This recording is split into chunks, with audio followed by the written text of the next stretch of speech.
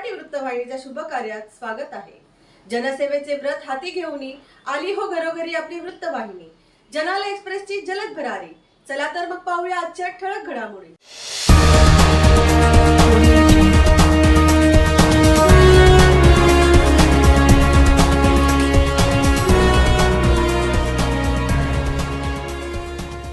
धर्मजातीच्या नावावर समाज विभागू देऊ नका। माजी केंद्रीय मंत्री स्मृती इराणी यांचे आवाहन। विरोधकांना रिजेक्शनचे इंजेक्शन द्या।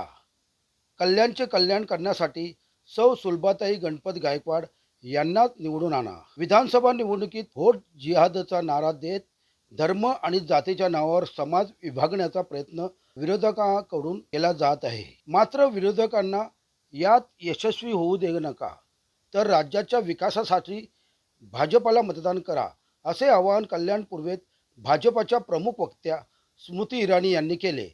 142 कल्याण पूर्व विधानसभा मतदारसंघाच्या महायुतीच्या अधिकृत उमेदवार सौ सुलभाताई गणपत गायकवाड यांच्यासाठी आयोजित करण्यात आलेल्या भाजपच्या भव्य महिला मेळाव्यात त्या बोलत होत्या।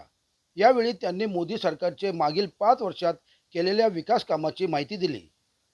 मोदी सरकारने जम्मू काश्मीरमधील 370 कलम रद्द केल्याने तिथल्या मुलींना त्यांचा वारसा हक्क मिळण्याचा मार्ग मोकळा झाला असून आदिवासींना आरक्षणाचा तर मुलांचे संरक्षण करण्यासाठीचे अधिकार मिळाले आहेत। यामुळे 370 कलम पुन्हा कधी लागू होणार नसल्याचे त्या म्हणाल्या। तर विरोधकांना रिजेक्शनचे इंजेक्शन द्या आणि कल्याण पूर्वेचा विकासासाठी भाजपच्या अधिकृत उमेदवार सौ सुलभाताई गणपत गायकवाड यांना मतदान करून बहुमताने निवडून आणा, असे भव्य महिला मेळाव्यात जाहीर आवाहन स्मृती इराणी यांनी केले।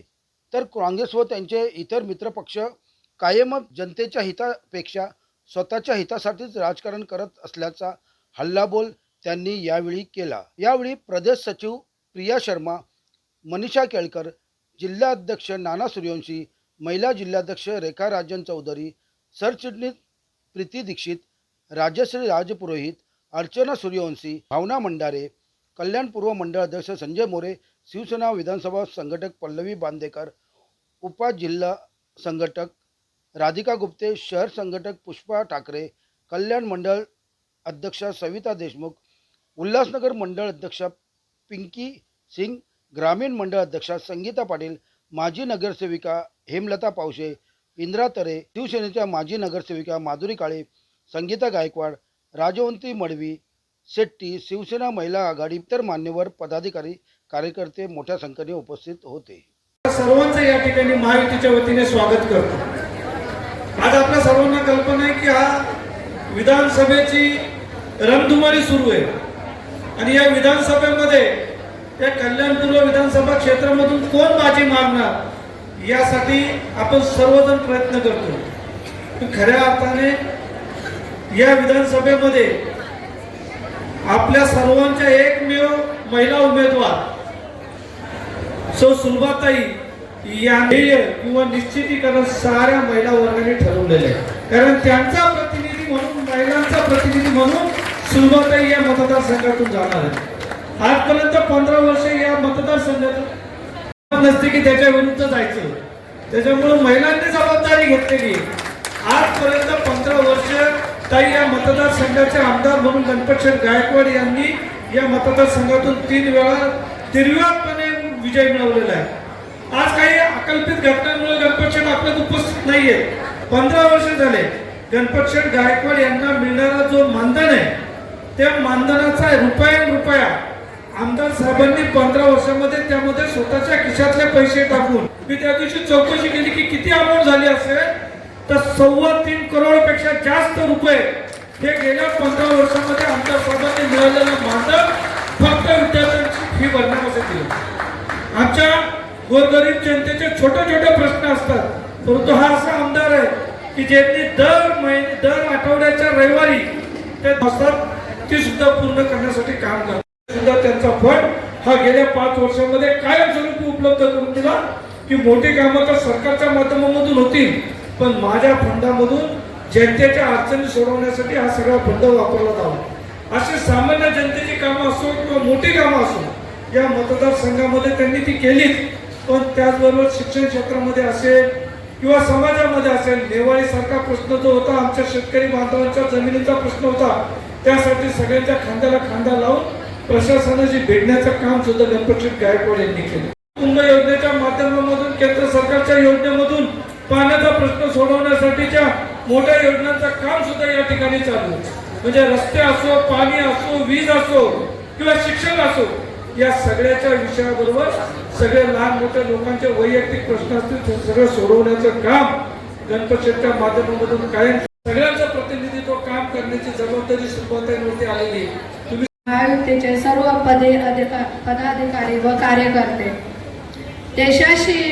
देशाचे यशस्वी पंतप्रधान नरेंद्रजी मोदी साहेब, मुख्यमंत्री एकनाथजी शिंदे साहेब, राज्याचे मुख्यमंत्री देवेंद्र फडणवीस साहेब, राज्याचे उपमुख्यमंत्री अजितदादा पवार साहेब यांच्या नेतृत्वाखाली आपण हंगामी विधानसभा निवडणुकीला सामोरे जात असून पुन्हा एकदा महाराष्ट्राच्या विधान भवनावर महायुतीचा झेंडा फडकवणं याबद्दल माझ्या मनात कोणताही शंका नाही. नुकत्याच झालेल्या लोकसभा निवडणुकीमध्ये आपण सर्वांनी एक दिलाने व एकजुटीने काम करून नरेंद्र मोदी साहेब यांना पंतप्रधानपदी विराजमान केले.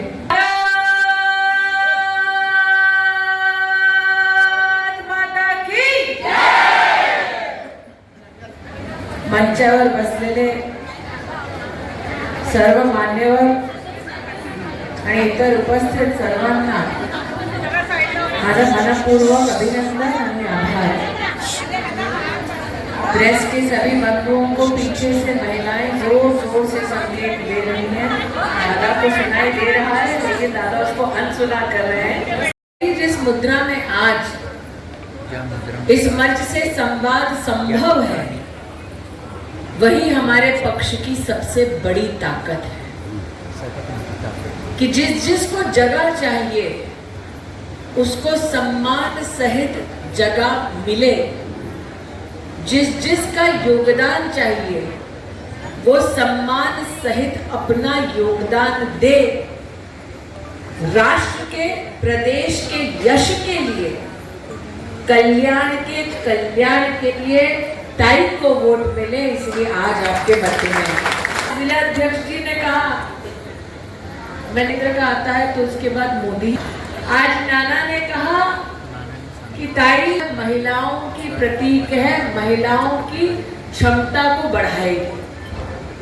लेकिन भारतीय जनता पार्टी ने लोकतंत्र में ये प्रमाणित किया है कि महिला नेत्री मात्र महिलाओं की नहीं है, वो राष्ट्र का नेतृत्व कर सकती है. और आज भारत में अगर हमारे सैन्य बलों का कोई कमांडर इन चीफ है तो वो महामहिम राष्ट्रपति आदरणीय द्रौपदी मुर्मू जी के पद पर विद्यमान होकर वो हमारी राष्ट्र की सेना से सलाम लेती हैं, अभिनंदन प्राप्त करती हैं. तो वो मात्र एक महिला नहीं बल्कि हमारे देश के सर्वोच्च संवैधानिक पद पर विद्यमान एक आदिवासी सामान्य गरीब परिवार की भारतीय को जो मौका मिला वो उसका प्रतीक है. इसलिए ताई मात्र महिलाओं की ताकत का प्रतीक नहीं है, ताई लोकतंत्र का प्रतीक है. और लोकतांत्रिक ढांचे के माध्यम से चुनकर आना एक राजनीतिक दल और एक राजनीतिक कार्यकर्ता का सबसे बड़ा सौभाग्य है. परिवार की कल्याणी के लिए आपका वोट मांगने आए. यहाँ जितने लोग उपस्थित हैं वो योग भारतीय जनता पार्टी के नेतृत्व के प्रति आदर का भाव रखते हैं. और ये आदर, ये सम्मान इस बात के लिए हमने जमीन पर कर दिखाया. यहाँ आज जब ताई का भाषण समाप्त हुआ तो एक भाई ने इस सभागार में जय श्री राम का उद्घोष दिया. कौन था? उदय नारायण सिंह. एक वक्त ऐसा हमने राजनीति में देखा कि जब हम कहते थे डंके की चोट पर कि मंदिर वहीं बनाएंगे तो कांग्रेस के लोग हम जैसे कार्यकर्ताओं का मजाक उड़ाते हुए कहते थे तारीख नहीं बताएंगे. तारीख हमने बताई।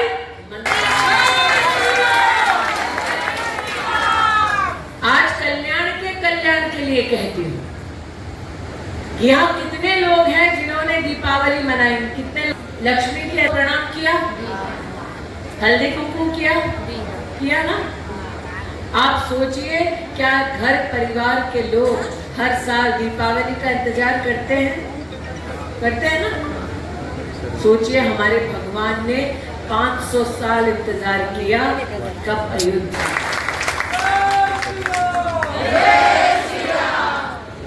ये वो धरा है। धीरे से क्यों बोल रहे हो? भारतीय जनता पार्टीचा ये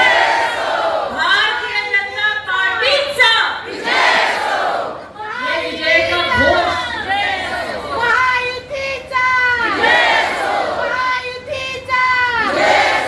ये विजय का जय घोष मात्र इसलिए नहीं कि हमने राम मंदिर बनाने में एक राम भक्त के नाते अपनी सेवा दी। ये विजय का घोष इसलिए भी कि हमारी ही युति से, हमारे ही परिवारों से कुछ ऐसे लोगों ने भी प्राणों की आहुति दी जब हमने कहा कि हम जम्मू कश्मीर से धारा 370 हटाएंगे। मुझे कहते हुए गौरव है कि हमने कहा था धारा 370 हटाएंगे और हमने धारा 370 हटाई। कोई माइकल लाल नहीं है जो वापस उसे स्थापित कर। लेकिन कल्याण में, मुंबई में, महाराष्ट्र में कुछ लोगों का ये प्रश्न हो सकता है कि ताई धारा 370 म्हणजे काय? था तो उससे क्या हुआ, नहीं था तो उससे क्या हो रहा है। आज आपको कहने आई हूँ, धारा 370 जब जम्मू कश्मीर में लागू थी, तब अगर जम्मू कश्मीर की किसी बेटी का ब्याह होता तो संपत्ति से उसका अधिकार खत्म हो जाता। धारा 370 जब लगी थी तो दलित, पिछड़ा, आदिवासी को आरक्षण का सम्मान नहीं मिलता था। धारा 370 जब जम्मू कश्मीर में लगी थी तब बच्चे जिनका बलात्कार होता था, कानून उनका संरक्षण नहीं करता था। हमने आदिवासी, दलित, पिछड़ा, महिला, बच्चे के सम्मान तक एक संवैधानिक ध्वज के नीचे अपने देश को बनाया। ये बात आज आपके बीच में क्यों कह रही हूं? कुछ लोगों को गलत कहती है कि यह मात्र ताई का चुनाव है, सुलभा जी का चुनाव है। सुलभा जी तो प्रतीक का, सुलभा जी तो प्रतीक है रामवाद राजनीति में संस्कार का। सुलभा जी तो प्रतीक है कि एक सरकार भूकंपता से चल सकती है, जन कल्याण सकती है। 1980 में जन्मी, वो तीसरी बार देश में जनता के आशीर्वाद से प्रधानमंत्री बना सकती है। यहाँ कितने लोग हैं जिनको कोविड का वैक्सीन लगा? हो सकता है किसी को ना लगे। चाहती हूँ जब कोविड आया था तब कि हम वैक्सीन हिंदुस्तान में बनाएंगे, याद है? तब विपक्ष क्या कहता था? वैक्सीन विदेश से लाएंगे। नरेंद्र मोदी ने कहा कि हिंदुस्तान में इतनी क्षमता है, इतनी प्रतिभा है कि हम हिंदुस्तान में वैक्सीन बनाएं, हिंदुस्तानियों को भारत में बनी वैक्सीन लगाएं। सही कह। विपक्ष ने तब नरेंद्र मोदी का, देश की जनता का साथ नहीं दिया। देश में वैज्ञानिक जितने थे उनका साथ नहीं दिया। लेकिन जब भारत में वैक्सीन बनी तब विपक्ष ने कहा मोदी की वैक्सीन मत लगाओ, याद है? विपक्ष के नेता जानते थे वैक्सीन नहीं लगेगी तो गरीब के प्राण जाएंगे, लेकिन उन्हें अपनी राजनीति करनी थी। मैं आपको याद दिला रही हूं, तब नरेंद्र मोदी खुद अस्पताल गए, बांह चढ़ाकर खुद इंजेक्शन लिया, राष्ट्र को संदेश दिया कि वैक्सीन लगाओ, जान बचाओ। मैं आज आपसे पूछती हूँ, जिन्होंने हाथ उठाया वही हाथ दिल पर रखकर बताओ, अगर कांग्रेस की सरकार होती तो इंजेक्शन मिलता? इसलिए कहती हूँ कि पोलिंग बूथ पर जाओ, कांग्रेस को, विपक्ष को रिजेक्शन का इंजेक्शन लगाओ, ताई के लिए बटन कौन सा दबाओ? कौन सा बटन? कौन सा बटन? कौन सा बटन? कमल ताई को जिताओ, कल्याण के लिए, कल्याणी को। आप में से कई लोग हैं, नाना ने यहाँ पर ये वही महाराष्ट्र है जहाँ पर शेतकरी के लिए हम आंदोलन करते थे, क्योंकि वो आत्महत्या कर परिवार उजड़ जाते थे। तब हम कहते थे विपक्ष में बैठकर कि शेतकरी की मदद करनी है तो उन तक, उनके खाते तक कुछ तो सहायता पहुंचाओ। ये नरेंद्र मोदी जब आप सबके आशीर्वाद से खाते तक पैसा पहुंचाए कि नहीं? नरेंद्र मोदी जब बने तब उन्होंने कहा कि आप जनधन के माध्यम से खाते खोलो ताकि देश की तिजोरी से सीधा पैसा जाए और गरीब के खाते में जाए। बोला कि नहीं बोला? मोदी को, भाजपा को वोट दिया तो जनधन का खाता खुला, स्कूल में लड़कियों के लिए टॉयलेट बना, गरीब के घर में हमने दिया जलते देखा, उज्ज्वला पहुंचते देखा, किसान के खाते में पैसा जाते देखा। और जब किसी प्रदेश में कांग्रेस के नेतृत्व वाली सरकार बनी तो वहां पर क्या हाल हुआ? धारा 370 पुनः स्थापित करने के लिए जम्मू कश्मीर में उन्होंने प्रस्ताव पारित किया। और मैं आज ताई आपको बतलाना चाहती हूँ कि राजस्थान में जब कांग्रेस पार्टी लुभा रही थी लोगों को वोट के चक्कर में, तब कहने लगी नौजवानों को भत्ता देगी। 3 लाख नौजवानों को सड़क पर छोड़ दिया, चुनावी वादा पूरा नहीं किया, भत्ता नहीं, फांसियों पर गए। और यहाँ आने से पहले मुझे पता चला कि हिमाचल में तो कांग्रेस ने एक नया ही बवंडर खड़ा किया है। यहाँ जितने कार्यकर्ता बैठे हैं, जितने समर्थक बैठे हैं, आप क्या आश्वस्त हैं कि अगर किसी को प्यास लगी और ताई के पास, नाना के पास अगर सब बोतल में पानी हो, अगर भूख लगी, नाना इधर ही आएगा, खाएगा, देंगे कि नहीं? हमारा स्वभाव क्या है? तो हम अपनी भी रोटी उसको देते हैं, देते कि नहीं देते? आप तो ताई आश्चर्यचकित होंगी, हिमाचल प्रदेश में सीआईडी का केस हुआ। किस पे? हिमाचल प्रदेश में कांग्रेस के मुख्यमंत्री को समोसा जो खिलाना था, उसके स्टाफ को भूख लगी थी, स्टाफ ने वो समोसा खा दिया, तो अब सीआईडी की प्रोब बिठा दी, तब सीआईडी छोड़ दिया।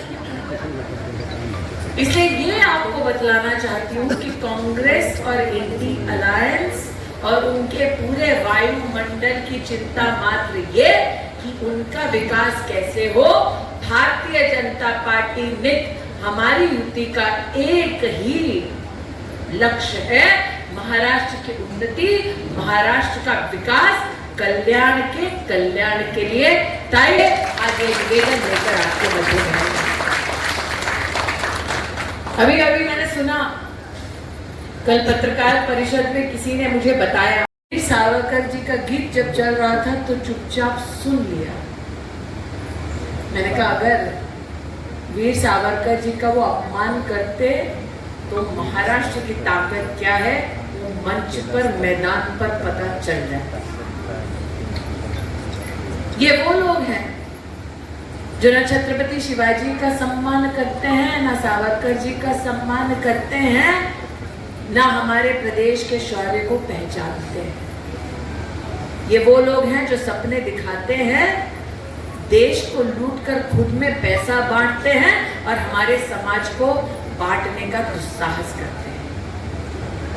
आपके कार्यक्रम में आने से पहले मैं पागला में पराग भाई के कार्यक्रम में थी। वहां पता चला कि कुछ लोग आए और उन्होंने कहा ताई यहाँ पर वोट जिहाद चल रहा है। मैंने कहा अरे बाप रे, ये कैसा जिहाद है? नहीं था, वोट जिहाद चल रहा है।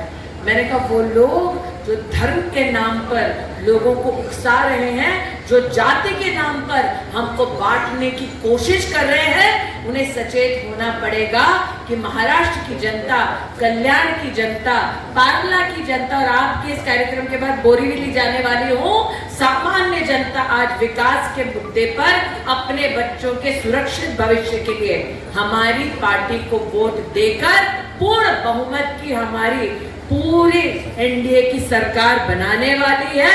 ये कान खोलकर विपक्ष के नेता सुन लो।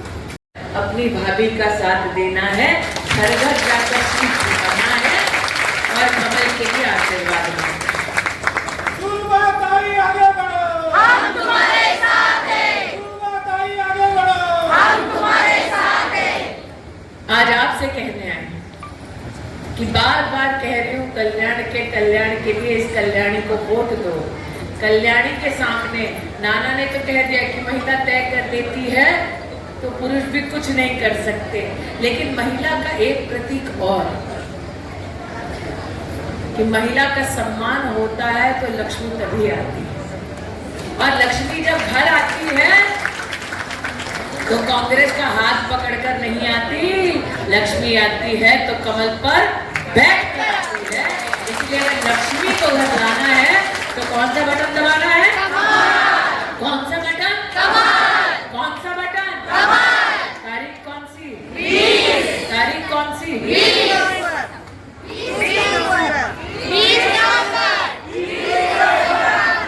कौन सा बटन? कैंडिडेट का नाम? कैंडिडेट का नाम? बोलो भारत माता की उन्होंने साहस किया। एक भारतीय होने के नाते मैं कांग्रेस अलायंस को कहना चाहती हूँ, हर हिंदुस्तानी का ये संकल्प है धारा 370 पुनः स्थापित नहीं होगी। जब धारा 370 जम्मू कश्मीर में लागू हुई, आदिवासी, दलित, पिछड़े समाज के आरक्षण और अधिकारों पर संकट छाया हुआ था। जब धारा 370 लागू हुई, महिला से बच्चों को उत्पीड़न से संरक्षण जम्मू कश्मीर में नहीं मिला था। इसीलिए किसी भी हाल में जम्मू कश्मीर में कांग्रेस के मंसूबे पूरे नहीं होंगे, वो होना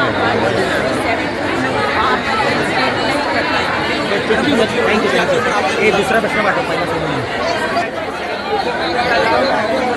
मुझे समाचार पत्रकारों द्वारा कहा गया कि कुछ लोग जवाब का नारा का तंत्र जो विपक्ष की पार्टियां इस्तेमाल कर रही हैं वो न सिर्फ गैर संवैधानिक है बल्कि धर्म के आधार पर समाज को बांटने का बहुत ही शर्मनाक प्रयास है। जनता से अपील है, विकास के मुद्दों पर भारतीय जनता पार्टी को अपना वोट समर्थन